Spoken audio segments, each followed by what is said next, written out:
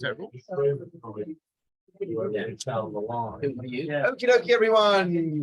Thank you, everyone, for coming. And we are going to start Maseches Beitza in earnest. Over here, welcome to all our friendly faces from last week, our unfriendly faces from last week, our new faces from this week. And I meant to say this at the beginning of the shir last week, but I forgot to. And you'll notice that as we look at the Gemara on the first page of Maseches Beitza over here, you will notice a Hebrew letter at the top left-hand corner. Now that letter, as we all should know, is the letter base, bet. Now this letter is the number what of the Hebrew alphabet? Exactly. Now, on the first page of the Gemara, you'd expect there to be an aleph, except it's not. And if you look, there's Hebrew numbers throughout the whole Masechta, and the question is asked, why is there a base at the top? Why is the first page of the Masechta number 2? Any thoughts? Could the title page be the first page? Fantastic. That is the right and sensible answer. When they're printing, you'll see there's a title page, and most books, as I'm sure Richard will tell you, do not start on page number 1. But I had a different answer, which is not true, but I think it's nonetheless meaningful. There was a rabbi who found himself in one of the displaced person camps after the Second World War. And people found out he was a rabbi. Someone presented him with a Gemara that they somehow had in the camp and said, you know, while we're waiting here, would you be happy to give us a share? And he said, sure. So they got everyone around, maybe not with cholent and kugel, whiskey and beer and apple juice, but, you know, they got together and he was about to start the share and he starts going around the circle. And he goes, hello, what's your name? Where are you from? Your family here? And he goes around the whole circle and he says, ask everyone their name, where they're from, how they're doing, what the situation is. Then he closes the Gemara and says, we'll continue tomorrow. That was page Aleph. Yeah. And this idea, by the way, actually has a very solid Torah foundation.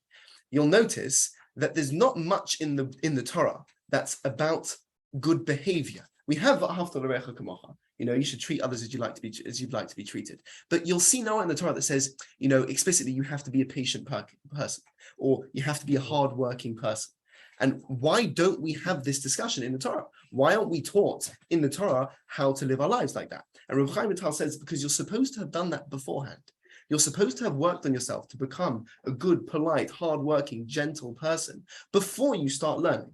So before we get to the second page of the Gemara, I like to think that there's a page we should be working on before, call it the title page, of, you know, are we good people? Are we kind, benevolent people? And this has to be done before we start learning. So now that we're all kind, benevolent, hardworking people, let's start. So just a quick recap. Last week we did the Mishnah.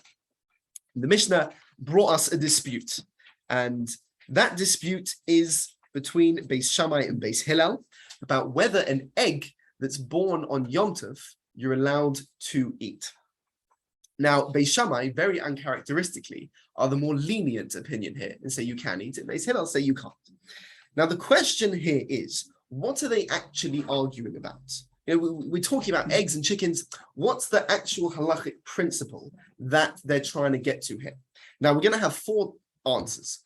The first answer of which talks about the topic of muktzah. Does anyone here know anything about muktzah? Anyone? It's the add-on. You don't touch it or associate with it as like a fence. Brilliant. Fantastic. Reba is 100% correct. There is a fence that's set up to stop you, shall we say, accessing certain things on Shabbos. Now, what I didn't know till, you know, quite late in life is that, I mean, I'm only 26, but you know what I mean? Is that there is, I kid you not, there is at least 10 different types of muktzah. And, you know, we think that, you know, certain toys with electricity are muktzah on Shabbos as kids. There's at least 10 different types of muktzah, and it's very complicated. I think it's imperative that we have a little introduction to muktzah before we go through the first explanation about what this dispute about this egg on Yom Tov is. So if you have the source sheet over here, it's very helpfully labeled Introduction to Muktzah. Now, I'm glad Alex is sitting here. Alex is definitely our resident expert for the Gemara of Sukkah, and he will be the first to tell us that source number 1, the Sukkah, page 9a over there, says that Rav Sheshes said in the name of Rabbi Akiva, how do we know that the beams of the Sukkah are forbidden the whole 7 days of the Yom Tov of Sukkah? he brings a proof from the Torah. The verse says that the festival of Sukkot, 7 days, it should be dedicated to Hashem. Now, literally, we would read this as, you have to spend the whole of Sukkot thinking about Hashem. But we learn out from here that there is a concept of once the beams, the framework of your Sukkah has been dedicated for a mitzvah, you're not allowed to then use it for anything else on Yom Tov. And this is where the word muktzah comes from. The word muktzah literally means dedicated. So something that's dedicated for something on a Yom Tov, you're forbidden to use. Now we need to qualify this. Let's see this pasuk, source number 2 in Shemais. In the desert, the Jews were fed through the mon. It was this literally miraculous mon that fell out of the sky, and it was their food, except it didn't fall on Shabbos. Now, what would happen is that on Friday, 2 days worth of food would fall. And Moses tells the Jewish people, I want you to collect on a Friday 2 portions of food, one for Friday and one for Shabbos. Now, the pasuk therefore reads, but on the 6th day, when they apportion, literally prepare what they have brought in, that's referring to the mon. So when they go out, they collect their mon that's fallen from the sky, they come home with their 2 days of food, they separate it into Friday food and Shabbos food, then what they'll find is they shall prove to be double the amount that they gather each day. You're going to end up with double the food. Now, the wording of the pasuk is v'heichinu es asher yaviu, which literally means they shall prepare the food that they're bringing in. From here we learn, source number 3, in the Gemara in Pesachim, umukta doiraisa, is mukta this prohibition to touch something that has been dedicated for a particular purpose, a biblical prohibition? Omalei, he said to him, it is. Dichsev, as it says in the verse, you shall prepare that which you bring. From here we see that everything going into Shabbat, for you to access it, has to have a dedicated purpose. Now, a very good example of something that doesn't have a dedicated purpose, I know what you're going to think, is stones. Stones sitting on the street have no particular dedicated purpose. So to touch a stone, to move a stone on Shabbat, therefore, is prohibited. Except when we were living, and this is all over Israel, when we were living in our apartment building in Israel, we had a massive rock that we used to keep the door open. That rock, basically speaking, you are allowed to move on Shabbos because you've dedicated as your door wedge before Shabbos came in. But unless it's been dedicated, you're not allowed to touch it. So rule number 1, if it has not had a purpose attached to it before Shabbos, you're not allowed to touch it. All the piles of stones outside the buildings. Sorry? All the piles of stones outside the buildings, the Meir Shine. Yeah, right, exactly. Another gravel driveway, we'll have to talk about. I imagine there are grounds to say that you could walk over it. I think if you walked over it just trying to get somewhere, that would be fine.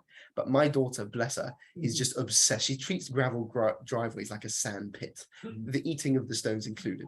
So she just gets involved on Shabbos, and it's, for me to take a stone out of her hand and then put it back where it belongs, not so posh. How old is she? She is 3, going on 18. Right. So, sorry. Because she's 3, it's okay. Yeah. I'm not going to stop her doing it, but for me to start, You need to stop her from doing it. we need to have that conversation. It's not as simple as go for it. Source number 4. But this is all before we start. Source number 4. Rashi says it very clearly. He says, this is Rashi on the Gemara in Pesachim. It says one should prepare all his needs today, as in the day before Shabbat, and he should say, this item is dedicated for the needs of Shabbat. Now, that's not literal. I don't think you need to sort of go around and dedicate your chairs and your table and your cutlery. No, anything that has a general weekday purpose attached to it, as long as you're allowed to use it on Shabbat for other reasons, is basically speaking, okay, so the cups are going to be fine. Now, funnily enough, the whole dispute around this concept of mukta is in this case, source number 5. This is a very good case. Until now, we've spoken about things that do not have a purpose, and you have to have attached a purpose to it before Shabbat. If you haven't attached a purpose to it before Shabbat, that is the problem. Now, this applies also to changing something's purpose. So if you see source number 5, back in the day when they had lighting, it wasn't with electricity, it was with candles. So Tanu Rabbanan, I saw in a Brisa, Meiser Hashem and Shebener. This is the Gemara on Shabbos. The leftover oil that you have in a candle, with Shebeka'ora, and that's in the bowl that leads up to the candle, also, you're not allowed to use Rabbi Shimon Mate. Rabbi Shimon says you are allowed. So you have this candle, this, let's call it a lamp, that's been, the oil within it has been dedicated for the lamp.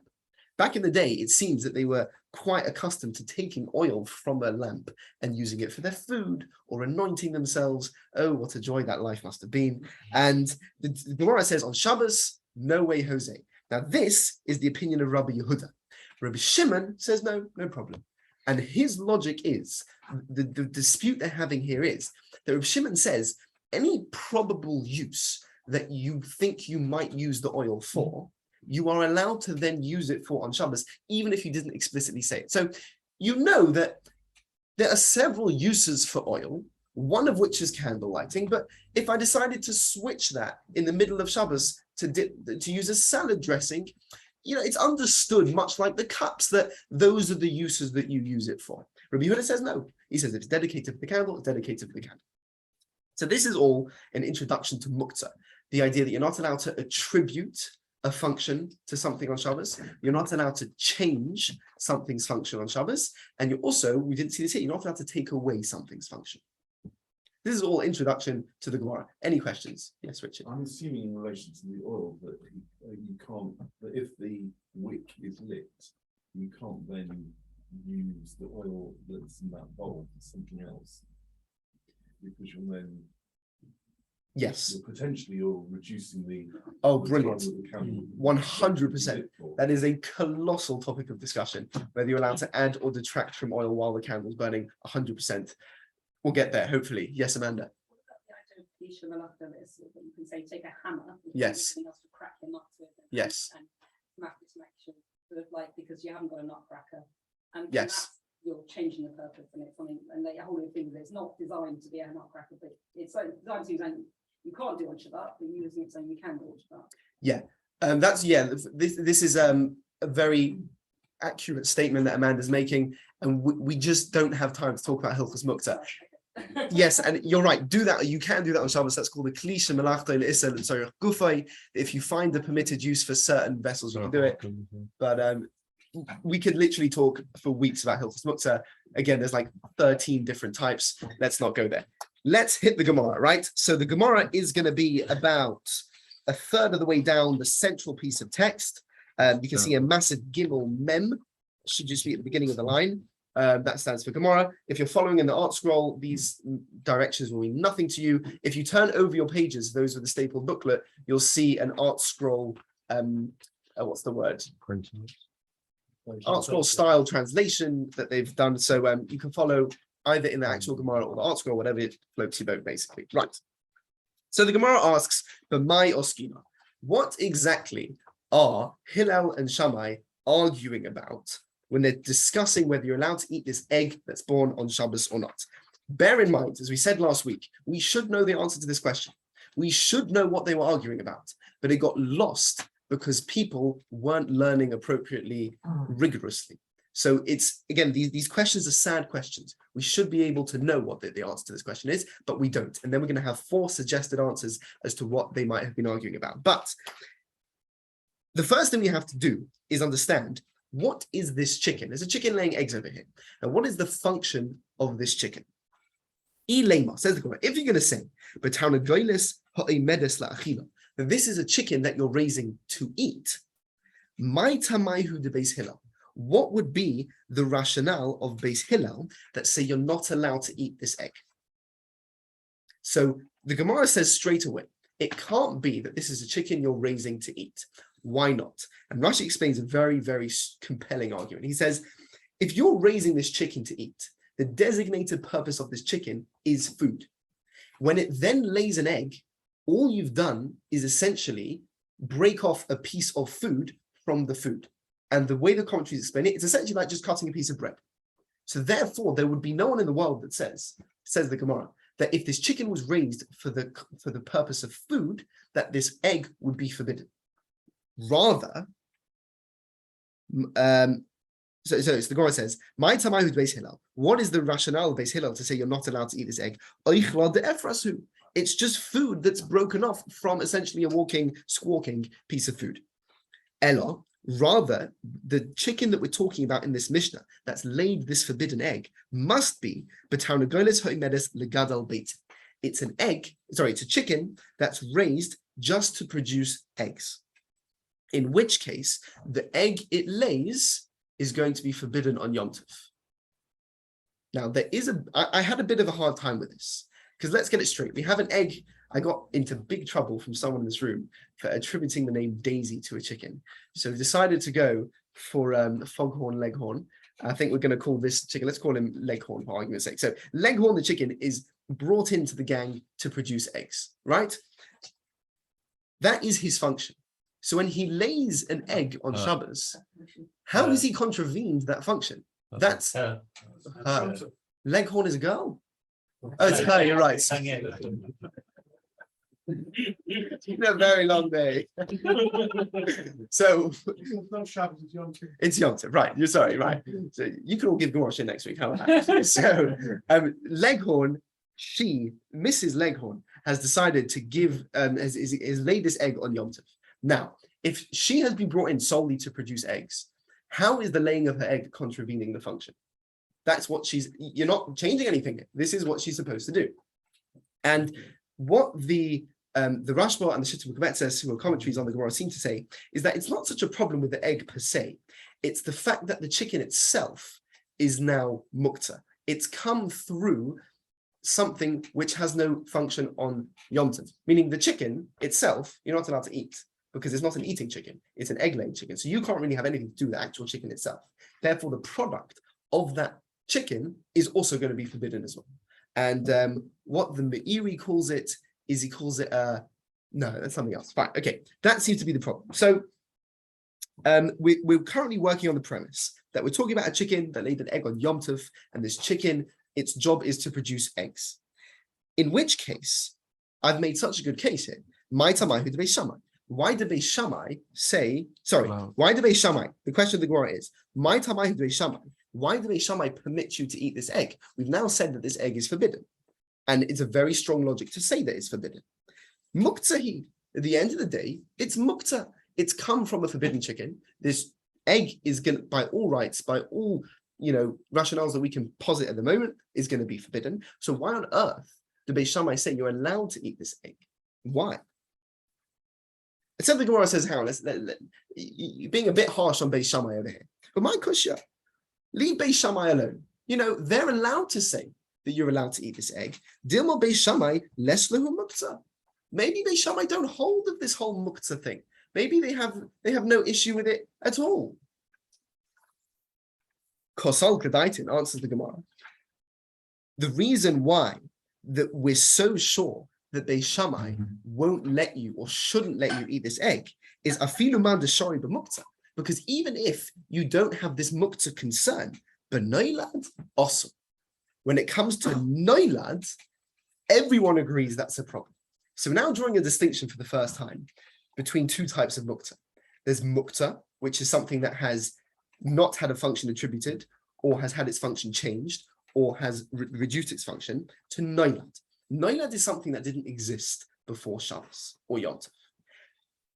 And therefore, says Rashi on the side, he says that you can't have attributed a function to something that didn't exist. Therefore, since this egg didn't exist before Yom Tov, you can't have attributed a function, and it comes into the world a functionless egg. So noilad, something that didn't exist before Shabbos Yom Tov, that's got to be a problem. I then thought to myself, we're going to have a big problem with snow on Shabbos and Yom Tov. I really don't know. Does anyone have any guidance about whether you're allowed to play with snow on Shabbos and Yom Tov? You're allowed to walk in it, yes. The exception. I think the Gemara Shabbos says that it's actually Machal Shabbos, but you can do it anyway, because otherwise, how is the world going to exist? 100%. And he's right, yeah. Surely it depends if the snow was there from before Shabbos. Right, 100%. If the snow was there from before Shabbos, and let's say we have snow in the back garden, and we decided, we're going to play with the snow on Shabbos afternoon, that's absolutely fine. But let's say it snowed, there was a blizzard Friday night. So Andy's right, you're allowed to walk in the snow, otherwise everyone's going to be locked in their houses. Yes. I've seen the egg's been gestating inside the chicken from before Shabbos. Yes. why is it an issue? That egg, which has been gestating from before Shabbos, has always been dedicated for eating. So That is a fascinating, that is a fabulous question. I want to address this 100%. But before we get there, that's a really accurate question. That surely the egg didn't just pop out of nowhere. It's been, And you you know, expect an egg to be laid every day. indeed, pun intended. You would expect Yeah. an egg to be laid every day. So So it's not unexpected. yes, so I just want to talk about my snow things. I found this interesting. There's a massive dispute about whether you're allowed to play with snow on Shabbos or Yom Tov that fell on Friday night. It is a massive dispute, and I would ask Rabbi Feldman what his ruling is, because there really are opinions on both sides of the fence. They're both. Oh wow! Creating a Yes. ball, or creating a pattern in the snow is a different muktzah, isn't it? It's Creating a different shape. problems. So you have shapes, which is writing. You have building. There are those who say that build an igloo on Shabbos isn't a problem with muktzah. You're not allowed to build things on Shabbos. Walking can also be an issue. Yes, David? Just asking about snow, isn't it snow just a form of water? And all the water in the world has been created. I mean, there's no water coming from elsewhere anytime. So there's rain This muktzah. is the water side of it. Okay, I haven't been completely honest. I'm tearing my hair out about this. I really am. Because the Mishnah Berurah says straight out that rain is not noilad. Rain, go for it, 100%, no issue. I have no idea why. Because, for example, the latter day authorities say if you have an air conditioning unit that creates condensation, that condensation is going to be muktzah because of noilad. And I can't begin to differentiate between rain and condensation from an air conditioning unit. And snow, everyone has this big conversation about, and some people say yes, and some people don't, but everyone seems to think that rain is fine. I really don't know. Honestly, I haven't got my head around it. I've been appealing for help, but what, snow and rain? Snow rain is natural. But the people who forbid snow seemingly have no issue with rain.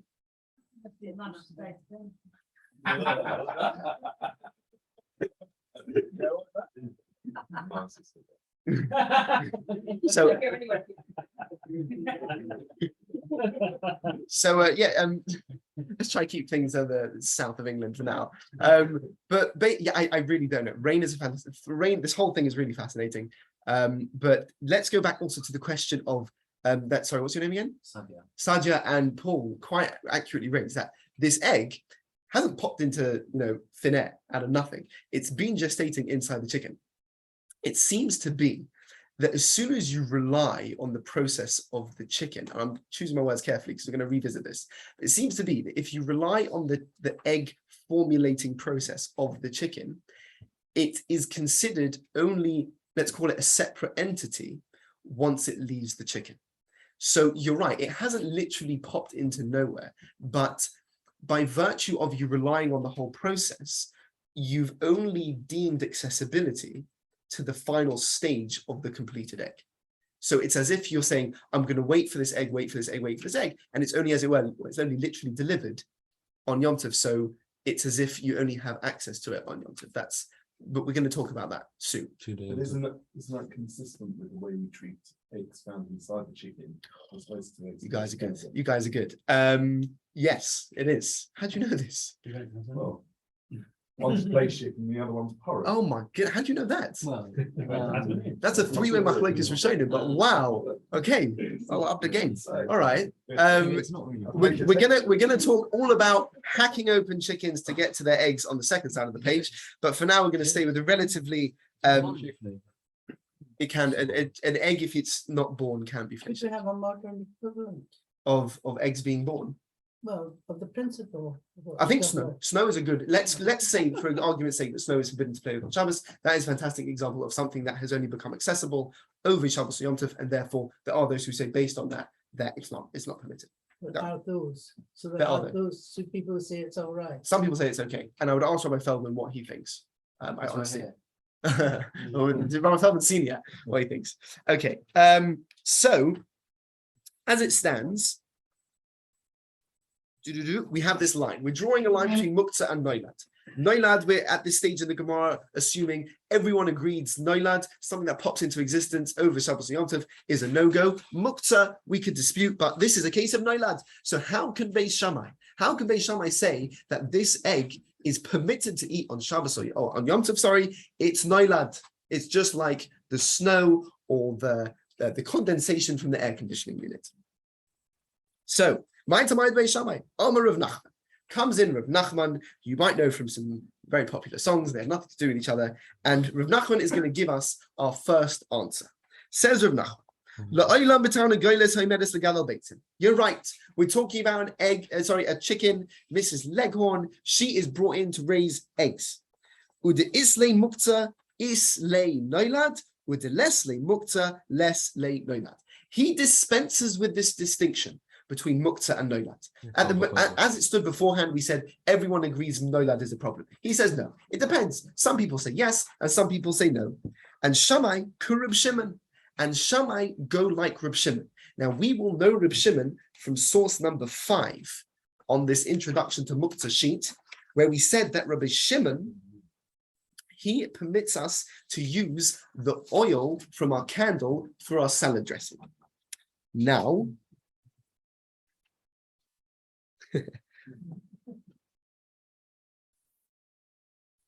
yes. Right, so basically, there's no problem of mukta, there's no problem of noilad. Beis Shammai say we don't worry about it all. A chicken that lays an egg is absolutely fine. That's no problem. Beis Shammai, conversely, do not hold like Rabbi Shimon in this Mishnah, in source number 5. They actually hold like the other opinion. They hold like Rabbi Yehuda, who says there is a problem of mukta, there is a problem of noilad, and that is what they're discussing. The question is mukta and noilad. Beis Shammai say it is a problem. Sorry, Beis Hillel say it is a problem, Beis Shammai say it's not a problem. Fine. Problem is, Reb Nachman doesn't say that. Reb Nachman said, as it stands, that Beis Hillel are going like Rabbi Yehuda and Beis Shammai are going like Reb Shimon. And says the Gemara, Omi Amar Reb Nachman Hochi. Did Reb Nachman really say this? For Hatanan, we have an explicit Mishnah that says, Beis Shammai Omrim, Magbiyin Me'al HaShulchan Ad Somais V'Klippin. That Beis Shammai hold that if you have nuts and shells after your meal on the table, you're allowed to sweep them off. Beis Hillel Omrim, and Beis Hillel say, Mesalik es hatabla, you have to lift up the table, kula, the whole table, umanara, and shake off the nuts and the shells and the bones. This so far fits in exactly with what we've said, right? We have a Mishnah that says that if you have nuts and shells that prior to the meal were considered human food, and after the meal, we'll say are not considered food at all, that is essentially a form of noilad. You've changed its function or its label. It used to be food and now it's rubbish. So therefore, Beis Shammai say that you're allowed to move it away.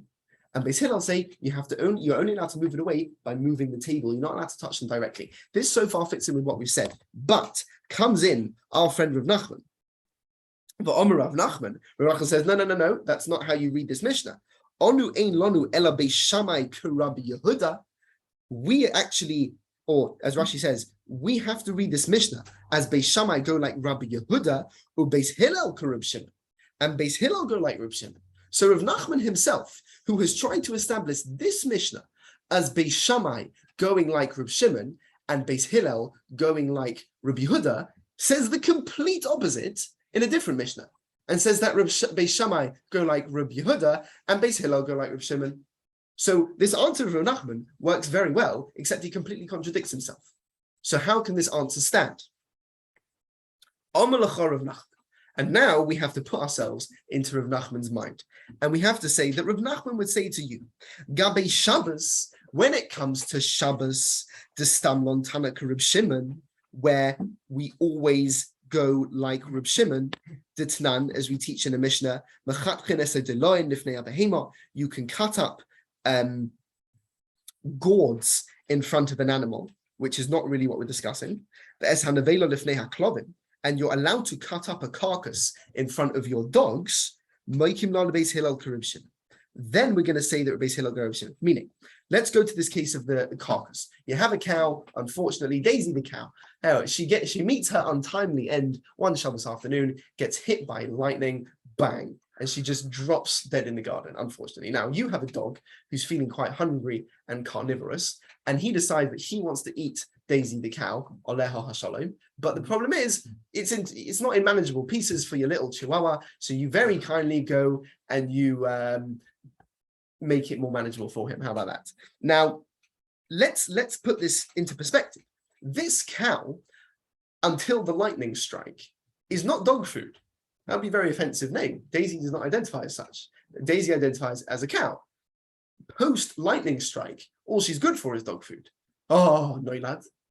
Oh, muktzah. What do you mean? You can't. How can you use this for animal food? How can you help your dog access this cow? Because it wasn't designated as animal food before Shabbos. The answer is that on Shabbos we go like Reb Shimon, and that technically speaking, there is no concern of muktzah on Shabbos. And we establish Beis Hillel like Reb Shimon on Shabbos. Very well, we always have two rules. We always try and paskin like Beis Hillel, and we always try and paskin like the Stam Mishnah. The Mishnah, as we see it, the standard Mishnah, we always try to go like that. So when it comes to Shabbos, we're going to say that Beis Hillel go like Reb Shimon, because that's how we paskin. And on Yom Tov, we're going to say that Beis Hillel, we're going to see how. Aval, turning over the page, Gabi Yom Tov, the stand on Tanakh Rabbi Yehuda. But when it comes to Yom Tov, where the halachic authority is Rabbi Yehuda, Ditnan, Eimav Kohen Eitzim in Akoris, V'leim in Akora, Shenish Rabbi Yom Tov, Mokin Rabbi Hillel, Rabbi Yehuda. So the answer that Rav Nachman is basically providing us is it depends. In the case of Yom Tov, where the halachic authority that we go to is Rabbi Yehuda, we're going to try and say that Beis Hillel always go like Rabbi Yehuda. On Shabbos, when the halachic authority we go to is Reb Shimon, we're always going to try and say that Beis Hillel goes like Reb Shimon. And so therefore, our Mishnah, which is talking about a case of Yom Tov, we go like Rabbi Yehuda, and Beis Hillel are the ones that go like Rabbi Yehuda, because that's the way we rule. We always rule like Rabbi Yehuda, we always rule like Beis Hillel, so we try and get Beis Hillel and Rabbi Yehuda on the same page.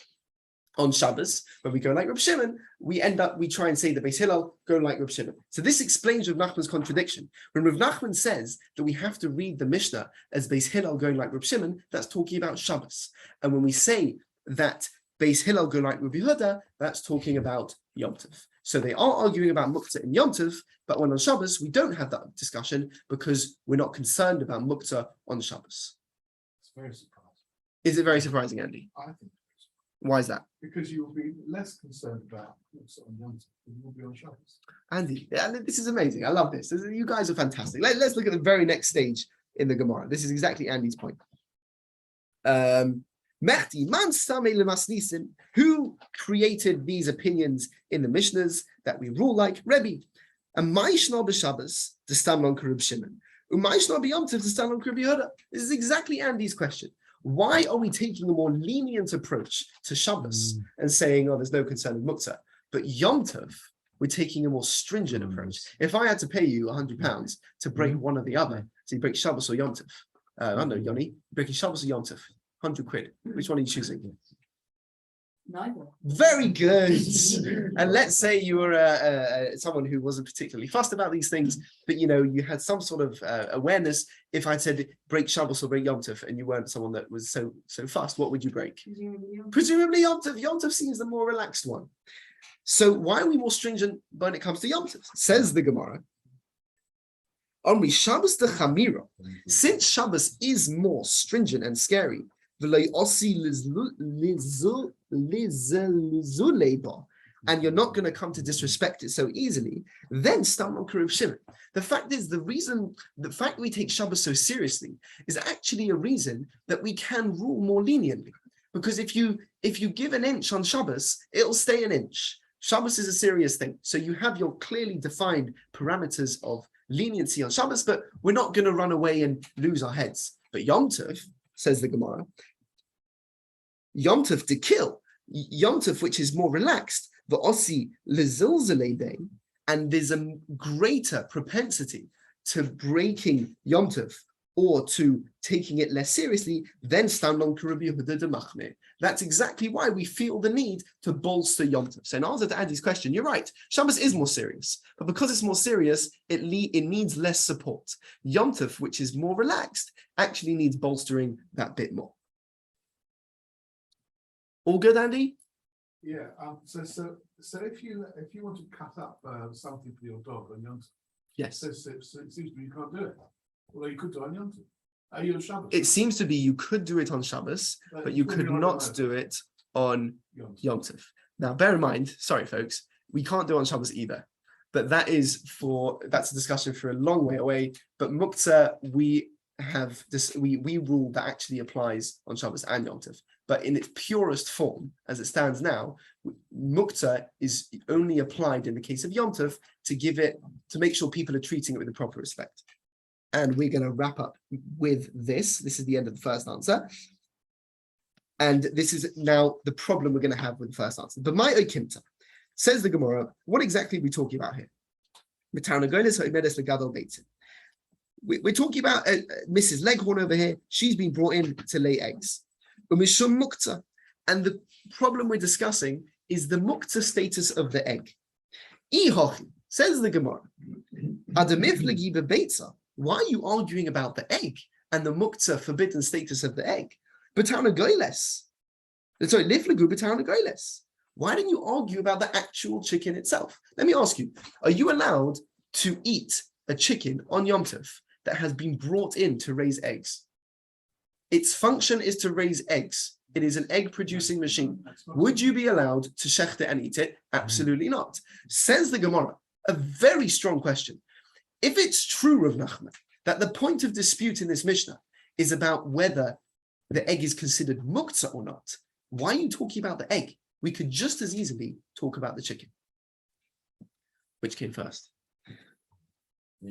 Sorry, I couldn't resist. This is range for eggs. Yeah. Why would you then shecht it? Let's see how to change of heart. Quite a fancy schnitzel. You're hungry. Or you run out. Hungry. Or you run out of any other. Yeah, or you run out. Any the same. Maybe it decided to retire from egg laying on Shabbos or Yom Tov. Whatever, a whole bunch of reasons. So the Gemara tries to salvage Rav Nachman's answer. It says, I'll tell you why. Tell you why we're talking about the egg.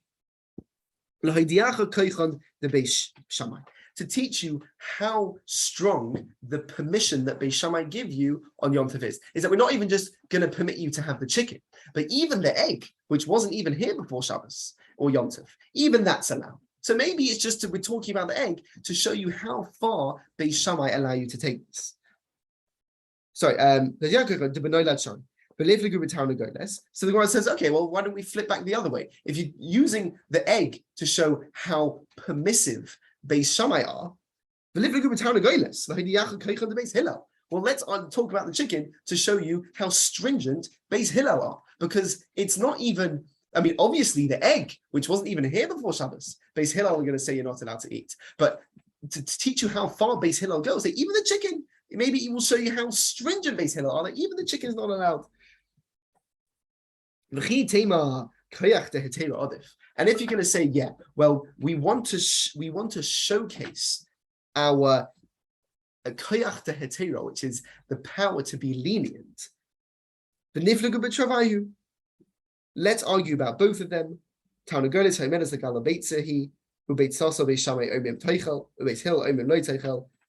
That would be the answer, right? So just the counter to that response is, well, maybe the reason why we chose to showcase Beis Shammai's permissive qualities is because we always like to display how matir or how lenient we are. And I'm going to get back to that in a second. Says the Gemara, well, if you were just trying to do that, we could talk about both. We could talk about the chicken, we could talk about the egg, both.